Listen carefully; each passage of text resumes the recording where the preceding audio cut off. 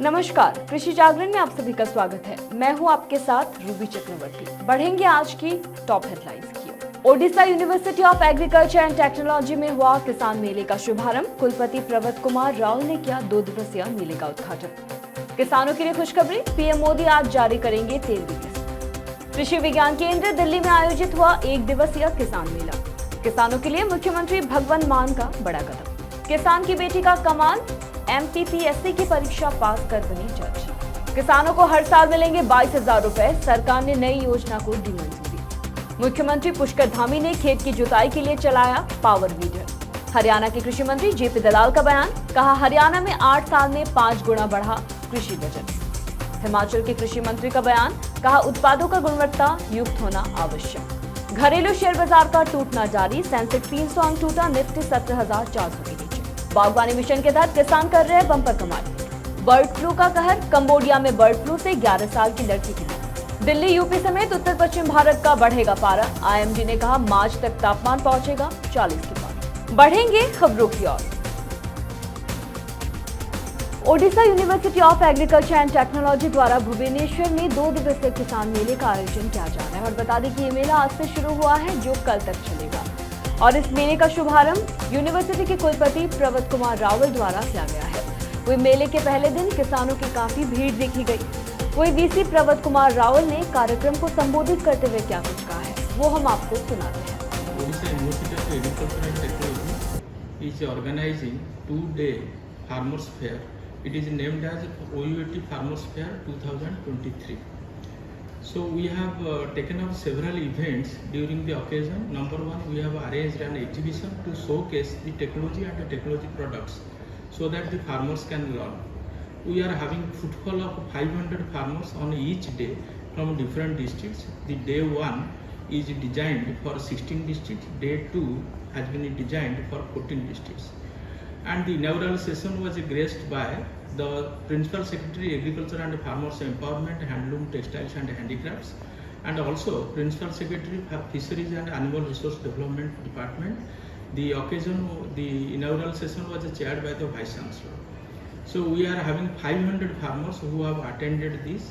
All ICAR institutes located in the state of Odisha, their heads and directors have also attended. So there has been signing of an MOU between OUAT and ICAR institutes where we are committed to work together for the development of agriculture and for the benefits of the farmers. The OUAT students will avail the lab facilities in the ICAR institutes and ICAR scientists. वही उनके साथ इस कार्यक्रम में कृषि क्षेत्र के कई विशेषज्ञ और कई गणमान्य व्यक्ति इस कार्यक्रम में मौजूद रहे। इनमें SK Vashisht, IAS principal secretary FNARD department of Odisha, वही doctor AK Pade, IAS principal secretary ANFE handloom textiles and handicraft department government of Odisha इस कार्यक्रम में मौजूद है। वही इस फार्मर शो में कई स्टॉल भी हैं, जहां विभिन्न क्षेत्र के किसान अपने उत्पादों को प्रदर्शित कर रहे हैं। वही इस तरह के एक अद्भुत मेले का हिस्सा बनने के बाद अतिथि और आगंतुक भरे हुए थे। वही IAS प्रधान सचिव principal secretary ANFE handloom textiles and handicraft department doctor AK Padhi ने क्या कुछ कहा है, वो हम आपको सुनाते हैं। आज माननीय मंत्री महोदय विभाग कार्यक्रम में योगदान परिवार थिला कौन से कारणवश से आसी पार नांती एवं एबे जेतु विधानसभा आसर चली मते भी सेठी जीवा हबो। कुलपति महोदय सीधा सड़क भाव मते टाणी और टैंकी आनी बसई मु खुशी ये कार्यक्रम में योगदान करते विशेष कर वही विशेषज्ञ अतिथि पैनल ने भी सभा को संबोधित किया। वो इस बारे में बात की कि किसान सरकार द्वारा संचालित योजनाओं का लाभ कैसे उठा सकते हैं। वही SK Vashisht, IAS principal secretary FNARD department of Odisha ने संबोधित करते हुए कहा कि मेले में किसानों, खेतीहार, महिलाओं, कृषि उद्यमियों, FPO, कृषि और संबंध मंत्रालयों, ICAR संस्थानों, सार्वजनिक और वाणिज्यिक बीज एजेंसियों और की भागीदारी इस कार्यक्रम में देखी जाएगी। वे बता दें कि कृषि जागरण इसमें मीडिया पार्टनर की भूमिका निभा रहा है। और वही कृषि जागरण के editor in chief MC Dominic ने लोगों से बातचीत करते हुए क्या कुछ कहा है, वो हम आपको सुनाते हैं। All this media actually fight for that domain people. They glamorize, they work for that. though majority of we are working in agriculture, do we have a strong agri-media? Since we don't have that, many of our problems, many of our things are not highlighted or not answered. So that was the reason why Krishi Jagan started. And today, Krishi Jagan working 12 languages with 23 magazines coming out every month, with a website visit of around 8 lakh farmers per day and around 200 million Facebook reach. These are the things what Krishi Jagan do now. And I want to come back to few points which we work on. See, very often what happens in a farmers gathering, we see the farmers are not much present. Bharat सरकार आज प्रधानमंत्री किसान सम्मान निधि योजना की 13वीं किस्त जारी करेगी। बीते लंबे समय से देश भर के करोड़ों किसान प्रधानमंत्री किसान सम्मान निधि योजना की 13वीं किस्त का इंतजार कर रहे थे। उनका ये इंतजार आज खत्म हो जाएगा। अगर आप भी प्रधानमंत्री किसान सम्मान निधि योजना का लाभ उठाना चाहते हैं, ऐसे में आपको योजना में अपना रजिस्ट्रेशन कराना होगा। रजिस्ट्रेशन की प्रक्रिया काफी आसान है। इसमें आपको किसी प्रकार की दिक्कतों का सामना नहीं करना पड़ेगा। इसके लिए आपको पीएम किसान सम्मान निधि योजना की आधिकारिक वेबसाइट pmkisan.government.in पर विजिट करना है। यहाँ आप फार्मर्स कॉर्नर में न्यू फार्मर रजिस्ट्रेशन के विकल्प का चयन करके स्कीम में अपना रजिस्ट्रेशन करा सकते हैं। प्रधानमंत्री किसान सम्मान निधि योजना का उद्देश्य देश के गरीब किसानों को आर्थिक सुरक्षा प्रदान करना है। योजना के अंतर्गत मिलने वाली राशि से किसान खेती किसानी से जुड़े कई जरूरी कार्य कर सकते हैं। वहीं दिल्ली के कृषि विज्ञान केंद्र उज्जवा में रविवार 26 फरवरी को एक दिवसीय किसान मेले का आयोजन किया गया, जहां पर किसानों के साथ कई गणमान्य लोग मौजूद रहे। इस मेले में लगभग 60 खेतीहार महिलाओं से 450 कृषक, प्रसार कार्यकर्ता, उद्यमी, सरकारी संस्थान, बीज एवं खाद्य बनाने वाली कंपनियों की भागीदारी देखी गई। किसान मेले के माध्यम से किसान को प्रसार कार्यकर्ता, उद्यमी, सरकारी संस्थान, बीज एवं खाद बनाने वाली कंपनियों से रूबरू होने का अवसर प्राप्त हुआ। साथ ही इस प्रकार के मेले में किसानों की रुचि देखने को मिलती है। मुख्यमंत्री भगवंत मान के नेतृत्व वाली पंजाब सरकार राज्य के किसानों को अलग अलग कृषि मशीनों की खरीद और कस्टम हायरिंग सेंटर स्थापित करने के लिए सब्सिडी देगी। ये बात पंजाब के कृषि एवं किसान कल्याण मंत्री कुलदीप सिंह धालीवाल ने कही है। धालीवाल ने कहा कि राज्य के किसान निजी तौर पर और कस्टम हायरिंग सेंटर स्थापित करने के लिए 28 फरवरी तक विभाग की वेबसाइट पर ऑनलाइन आवेदन देकर इस सब्सिडी का लाभ प्राप्त कर सकते हैं। कैबिनेट मंत्री ने बताया कि कस्टम हायरिंग सेंटर की अलग अलग श्रेणियां जो 10 लाख, 25 लाख, 40 लाख, 60 लाख आदि लागत के साथ स्थापित किए गए हैं, मशीनों की खरीद के लिए सब्सिडी ले सकेंगी। कहते हैं जीवन में लक्ष्य तय करना बहुत जरूरी होता है ताकि उस समय पर पूरा ध्यान केंद्रित हम उसे हासिल कर सके। ऐसे ही आज हम एक किसान की बेटी की कहानी साझा करने जा रहे हैं जो MPPSC सिविल जज परीक्षा पास करने के बाद जज बनी है। मध्य प्रदेश की रहने वाली निशा कुशवाहा ने हाल ही में MPPSC सिविल जज की परीक्षा पास की है। निशा कुशवाहा गरीब परिवार से है। उनके पिता दिनचर्या के लिए खेती करते हैं। आर्थिक स्थिति कुछ खास नहीं थी, बावजूद इन विपरीत परिस्थितियों का सामना कर उन्होंने ये पद हासिल किया है। निशा कुशवाहा मध्य प्रदेश के बुरहानपुर की रहने वाली है। उनके पिता एक किसान हैं और उनके पास केवल 2 एकड़ ही जमीन है। पिता को अपने 5 बच्चों का पालन पोषण और शिक्षित करना एक चुनौतीपूर्ण कार्य रहा है। आर्थिक स्थिति खस्ता होने के बावजूद भी उन्होंने अपने बच्चों की शिक्षा में कोई कसर नहीं छोड़ी है, जिसके बाद उनकी दूसरी बेटी ने जज बनकर परिवार का सिर गर्व से ऊंचा कर दिया है। मध्य प्रदेश सरकार राज्य के किसानों को मुख्यमंत्री किसान कल्याण योजना के तहत राज्य के किसान परिवार को सालाना 4,000 रुपए की आर्थिक सहायता दे रही है। ठीक इसी तर्ज पर राज्य सरकार ने राज्य में महिलाओं को प्रति माह 1,000 रुपए यानी कि सालाना 12,000 रुपए देने का निर्णय लिया है, जिसका सीधा फायदा किसानों को मिलेगा। मध्य प्रदेश के किसानों को अब सीधे तौर पर 16,000 रुपए सालाना प्राप्त होंगे।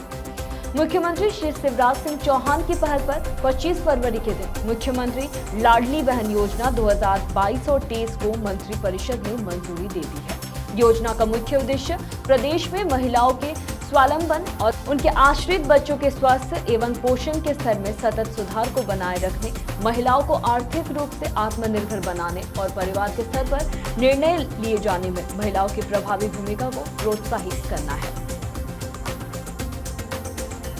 उत्तराखंड के मुख्यमंत्री पुष्कर सिंह धामी ने रविवार को टिहरी में दिन की शुरुआत खेतों में जुताई से की। उन्होंने होमस्टे स्थित खेतों में पावर वीडर से जुताई की। इसके बाद मुख्यमंत्री धामी काल भ्रमण को निकले। भ्रमण के दौरान मुख्यमंत्री धामी ने गांव में स्थित विभिन्न होमस्टे का निरीक्षण किया एवं ग्रामवासियों की सराहना भी की।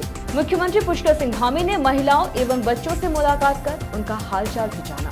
उन्होंने ग्रामवासियों से सरकार द्वारा चलाई जा रही विभिन्न योजनाओं का फीडबैक दिया। उन्होंने कहा कि सरकार द्वारा चलाई जा रही विभिन्न योजनाओं का अधिक से अधिक लाभ आमजन तक पहुंचे, इसके लिए सभी अधिकारियों को निर्देश दिए गए हैं। हरियाणा के कृषि मंत्री जेपी दलाल ने कहा कि भाजपा सरकार ने 8 सालों में कृषि का बजट 5 गुना बढ़ाया है। उनका लक्ष्य किसानों की सेवा करना और उनके लिए अच्छे से अच्छी नीतियां लागू करना है। जेपी दलाल ने आगे कहा कि हरियाणा में एससी वर्ग के 600 किसानों को ट्रैक्टर खरीदने के लिए लकी ड्रॉ से 3-3 लाख रुपए की सब्सिडी दी जा रही है। ऐसे में 50 और 52 किसानों को भिवानी में सब्सिडी दी जाएगी। उन्होंने दावा किया कि केंद्र में मोदी सरकार ने और हरियाणा में मनोहर लाल ने 8 साल में कृषि का बजट 5 गुना तक बढ़ाया है। गौवंश के लिए बजट 40 करोड़ रुपए से बढ़ाकर 400 करोड़ रुपए किया गया है। सभी बेसहारा गौवंश को गौशालाओं में भेजा जाएगा। उन्होंने आगे कहा कि हरियाणा के बजट में इस बार जल भराव और सेम से निजात पाने के लिए 1200 करोड़ रुपए मंजूर हुए हैं। जेपी दलाल ने आगे कहा कि पिछले साल प्रदेश में जल भराव से 25,000 एकड़ जमीन को सुधार कर कृषि योग्य बनाया गया है और इस साल में ये 50,000 एकड़ का लक्ष्य रखा गया है। उन्होंने आगे कहा कि हमारा प्रयास किसानों की सेवा कर उनके लिए अच्छे से अच्छी नीतियां बनाना है। कृषि मंत्री प्रोफेसर चंद्र कुमार ने केरल राज्य के तिरुवनंतपुरम में कार्यक्रम को संबोधित किया। उन्होंने संबोधन के दौरान कहा कि मूल्यवर्धन विभिन्न गतिविधियों की एक श्रृंखला है जो एक उत्पाद को खेत से उपभोक्ता तक लाने में शामिल होती है। इसमें उत्पादन, प्रसंस्करण, विपणन और वितरण जैसी गतिविधियां शामिल है। उन्होंने आगे कहा कि मूल्य श्रृंखला विकसित करके हम ये सुनिश्चित कर सकते हैं कि किसानों को उनके उत्पादों के उचित दाम मिले और उपभोक्ताओं की उच्च गुणवत्ता वाले स्थानीय रूप से उगाए खाद्य पदार्थों तक पहुंच सुनिश्चित हो सके। कमजोर वैश्विक संकेतों के बाद घरेलू शेयर बाजार हफ्ते के पहले कारोबारी दिन गिरावट के साथ खुला है। सोमवार को सेंसेक्स 132.62 अंकों की गिरावट के साथ खुला। शुरुआती कारोबार में ये 300 अंकों तक लुढ़का। फिलहाल ये 254.62 अंकों की गिरावट के साथ 69,209.31 अंकों के लेवल पर कारोबार करता दिख रहा है। वहीं दूसरी ओर निफ्टी 69,055 अंकों की गिरावट के साथ 17,386.25 अंकों के लेवल पर कारोबार कर रहा है। वही सेंसेक्स में 0.23% जबकि निफ्टी में 0.46% की कमजोरी है। शुरुआती कारोबार में पेटीएम के शेयरों में 4% की बढ़त दिख रही है, जबकि अदानी ट्रांसमिशन के शेयरों में 3% की गिरावट दर्ज की गई है। वही अगर एलआईसी के शेयर के बारे में बात करें तो एलआईसी के शेयर में 13.50 रुपए की गिरावट के साथ 571.15 रुपए के भाव पर पहुंच गया है। वही शुरुआती कारोबार में इसमें 2.29% की गिरावट दिख रही है। छत्तीसगढ़ सरकार किसानों की आय बढ़ाने के लिए तरह तरह की योजनाएं चला रही है। इसके लिए सरकार किसानों को सब्सिडी के रूप में आर्थिक मदद भी दे रही है। वही पारंपरिक खेती के अलावा किसानों को बागवानी के प्रति भी प्रेरित किया जा रहा है। कई किसानों ने बागवानी की खेती कर अच्छी कमाई की है। वही प्रदेश में बागवानी के तहत किसान केला, अमरूद, आंवला और आम सहित कई तरह के फलों की खेती कर रहे हैं। दरअसल राज्य सरकार राष्ट्रीय बागवानी मिशन के तहत कृषि के साथ साथ उद्यानिकी फसलों के क्षेत्र विस्तार एवं उत्पादन में वृद्धि करना चाहती है। झारखंड के विभिन्न जिलों में कई दिनों से मुर्गियों को मरने की शिकायत मिली है। वही इसके बाद स्थानीय स्तर से लेकर दिल्ली से आए एक्सपर्ट ने जांच शुरू की है। वही जांच के बाद झारखंड में बर्ड फ्लू की पुष्टि कर दी गई है। इसके साथ ही कई दिशा निर्देश भी जारी किए गए हैं। विभाग स्तर से संक्रमित क्षेत्र में विशेष ध्यान रखने को कहा गया है। वो इस बर्ड फ्लू के लिए प्रवासी पक्षियों को पशुपालन विभाग ने जिम्मेदार ठहराया है। पशु स्वास्थ्य एवं उत्पादन संस्थान कांके के निदेशक स्तर से सूचना जारी की गई है। जिले के एक सरकारी पोल्ट्री फार्म में बर्ड फ्लू के मामले सामने आने के बाद राज्य सरकार काफी अलर्ट मोड पर आ गई है। वो इसे ध्यान में रखते हुए बोकारो सदर अस्पताल में 30 बेड का आइसोलेशन सेंटर बनाया गया है। सेंटर में उन लोगों को एडमिट किया जाएगा जो संक्रमित मुर्गी के संपर्क में आ रहे हैं और जिनको सर्दी, खांसी और बुखार की समस्या हो रही है। वही देश में गर्मी ने दस्तक दे दी है। हालांकि सुबह और शाम के वक्त गुलाबी ठंड का एहसास हो रहा है। भारत मौसम विभाग की माने तो आने वाले दिनों में दिल्ली, राजस्थान, उत्तर प्रदेश और हरियाणा में अधिकतम तापमान में वृद्धि हो सकती है। फिलहाल यहाँ अधिकतम तापमान 35 से 37 डिग्री सेल्सियस के आसपास बना हुआ है, जिसके बाद तापमान 3 से 6 डिग्री बढ़ सकता है। तो वही दूसरी तरफ मौसम विभाग की माने तो पर्वतीय क्षेत्र में 28 फरवरी से 2 मार्च के बीच बर्फबारी और बारिश की संभावना है। वही राजधानी दिल्ली में इन दिनों मौसम में बदलाव देखने को मिल रहा है, जहां सुबह शाम के वक्त गुलाबी ठंड हो रही है। तो वही फरवरी महीने में ही तापमान 33 डिग्री तक जा रहा है। मौसम विभाग की माने तो रविवार को तापमान में 2 डिग्री का इजाफा हो सकता है। तो वही अधिकतम तापमान 32 डिग्री और न्यूनतम तापमान 11 डिग्री सेल्सियस हो सकता है। बता दें कि इस बार दिल्ली में फरवरी महीना बीते 10 सालों में सबसे गर्म रही। भारत मौसम विभाग की माने तो जहां मैदानी इलाकों में तापमान बढ़ने के साथ गर्मी देखने को मिल रही है, तो वही हिमाचल प्रदेश, जम्मू कश्मीर और उत्तराखंड के कुछ इलाकों में 28 फरवरी से 2 मार्च के दौरान बर्फबारी और बारिश की संभावना जाहिर की गई है, जिसके चलते यहां पर्यटकों का जमवाड़ा लगा हुआ है। फिलहाल कृषि जागरण में मेरे साथ इतना ही। खबरों का सिलसिला जारी रहेगा। अधिक जानकारी के लिए देखते रहिए कृषि जागरण। धन्यवाद।